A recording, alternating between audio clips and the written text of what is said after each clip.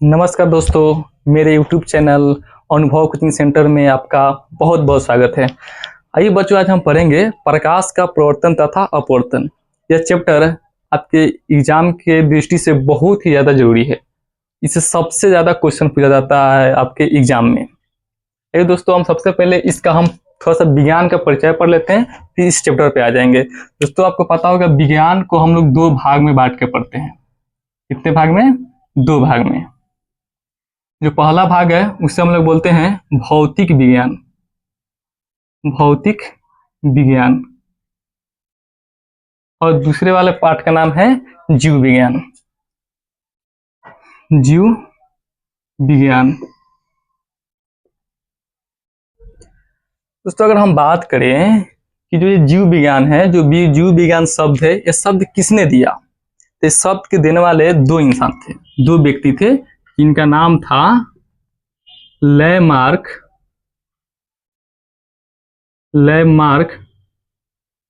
एवं ट्रिविरेनस।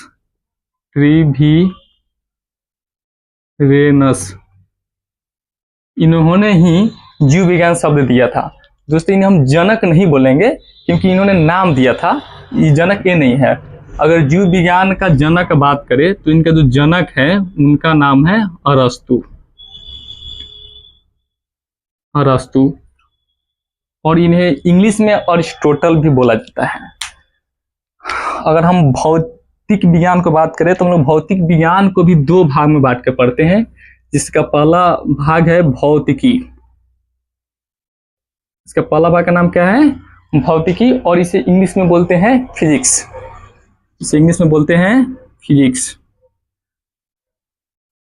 और दूसरा का भाग का नाम है रसायन या रासायनिक बोलिए, रासायनिक। और इसे इंग्लिश में बोलते हैं केमिकल। उसी तरह हम लोग जीव विज्ञान को भी दो भागों में बांट के पढ़ते हैं। जो पहला भाग का नाम है वनस्पति विज्ञान, जिसे हम लोग इंग्लिश में बोलते हैं बोटनी।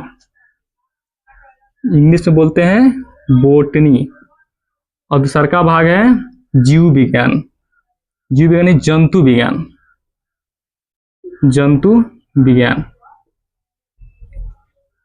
और इसे इंग्लिश में बोलते हैं जूलॉजी बोलते हैं। इसे क्या बोलते हैं दोस्तों? जूलॉजी बोलते हैं। अगर हम बात करें दोस्तों कि वनस्पति विज्ञान के जो जनक है वो कौन है, तो ये वनस्पति विज्ञान का जो जनक है उनका नाम है थियोफ्रास्टस।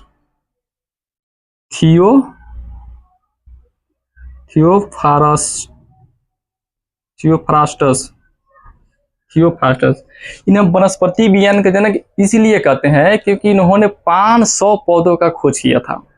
सोचिए दोस्तों, अगर हम आपको बोले कि आप लोग 100 पौधों का नाम जिक्र बताइए तो नहीं हो पाएगा। इन्होंने 500 पौधों का खोज किया था, इसीलिए इन्हें वनस्पति विज्ञान का जनक कहते हैं। जनक बोलिए या पिता बोलिए, एक ही बात है। अगर हम जीव विज्ञान का बात करें तो इनका जो जनक है उनका नाम है अरस्तु।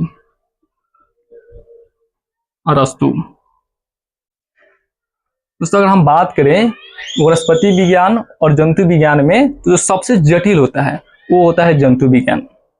क्यों? क्योंकि आप लोग देखिए होइएगा, अगर वनस्पति विज्ञान का कहीं डॉक्टर होगा तो सिर्फ वो वनस्पति विज्ञान का डॉक्टर होगा। ऐसा नहीं है कि वो डाली का अलग डॉक्टर होगा, पत्ता का अलग डॉक्टर होगा, जड़ का अलग डॉक्टर होगा। लेकिन वही जंतु विज्ञान में शरीर का हर एक अंग का अलग अलग डॉक्टर होता है। जैसे मस्तिष्क का कोई और डॉक्टर होगा।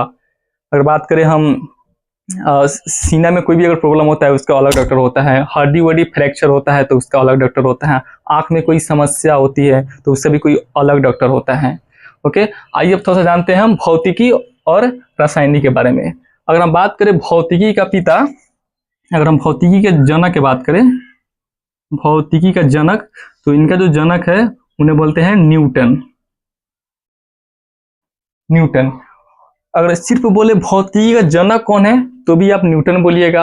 अगर ये पूछे कि भौतिकी का प्राचीन जनक कौन है तो भी आप क्या बोलिएगा? न्यूटन ही बोलिएगा। अगर प्राचीन बोले तो भी न्यूटन, डायरेक्ट बोले कि भौतिकी का जनक कौन है, तभी आप न्यूटन बोलिएगा। अगर दोस्तों अगर पूछेगा, प्राचीन तो हो गए न्यूटन साहब, अगर लेकिन पूछेगा आधुनिक, तो इनके बाद न्यूटन साहब के बाद अगर कोई व्यक्ति भौतिकी में कोई ज्यादा योगदान दिया उनके बाद, तो व्यक्ति थे अल्बर्ट आइंस्टीन। अगर आधुनिक जनक पूछे, आधुनिक जनक, भौतिकी का आधुनिक जनक पूछे, तो आप लोग क्या मानिएगा उसमें, Albert Einstein. Albert Einstein, Albert Einstein. अगर हम बात करें रासायनिक, रासायनिक विज्ञान का जनक कौन है, तो उनका नाम है, उनका जो जनक है, कहीं कहीं दोस्तों आप लोग देखिएगा इनका नाम रहेगा लवासिए। लवासी भी कहीं कहीं दिया रहता है, कहीं कहीं लवाइजर भी दिया रहता है, लवाइजर, कहीं कहीं लवाइजर भी दिया जाता है। आप लोग जो दिया हो उसमें वो ऑप्शन आप लोग मार सकते हैं।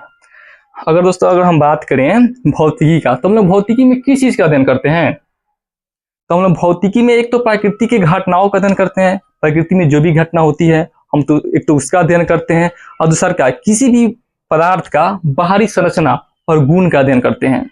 बाहरी संरचना, जैसे बताइए एक मार्कर है, मार्कर के बाहरी संरचना की जो भी इसका बनावट है, एक तो बाहरी संरचना, और दूसरा का इसका गुण, इसका गुण क्या है, तो इसमें हम किसमें पढ़ेंगे, भौतिकी में। और प्रकृति में जो भी घटनाएं घटती है उसे हम भौतिकी में ही अध्ययन करते हैं। अगर बात करें रासायनिक में, तो रासायनिक में आंतरिक, किसी भी पदार्थ का आंतरिक गुण और आंतरिक संरचना का अध्ययन करते हैं रासायनिक विज्ञान में।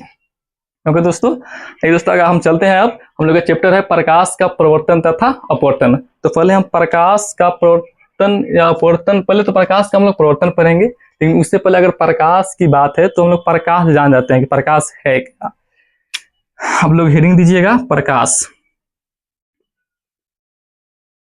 इसमें इसका इंग्लिश होता है लाइट। प्रकाश है क्या, अगर आप हमको देख पा रहे हैं या बोर्ड को देख पा रहे हैं तो सिर्फ प्रकाश की वजह से। तो प्रकाश वह कारक है जो हमें किसी वस्तु को या किसी पदार्थ को या किसी भी चीज को देखने में सहायता करता है। दोस्तों तुम लोग लिखेंगे कि प्रकाश वह कारक है, प्रकाश वह कारक है, प्रकाश वह कारक है जिसे हमें किसी वस्तु को देखने में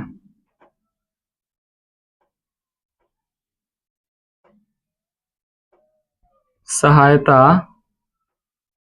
करता है। अगर प्रकाश ना रहे तो क्या हम किसी चीज को देख पाएंगे। अगर ये मार्कर है, अगर हमको ये दिखाई दे रहा है तो इसका रीजन क्या है, प्रकाश।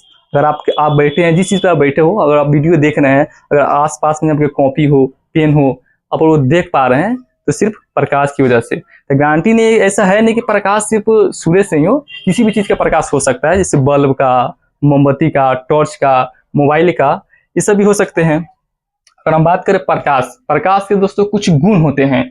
जैसे में अगर हम बात करें दोस्तों प्रकाश की चाल क्या होती है, अब लोग नोट में देख के लिखिएगा। नोट नंबर 1 में अगर हम प्रकाश की चाल की बात करें, प्रकाश की चाल, तो प्रकाश की चाल होती है 3 × 10⁸ मीटर पर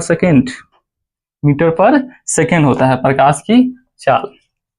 और प्रकाश का दूसरा गुण ये होता है कि प्रकाश हमेशा सीधी रेखा में चलती है, तो नाइन दास की तरह नहीं चलेगी, हमेशा सीधी रेखा में चलती है। प्रकाश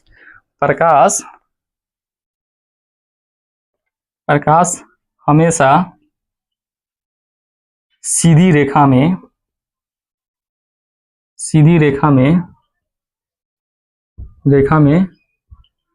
चलती है। प्रकाश हमेशा सीधी रेखा में चलती है।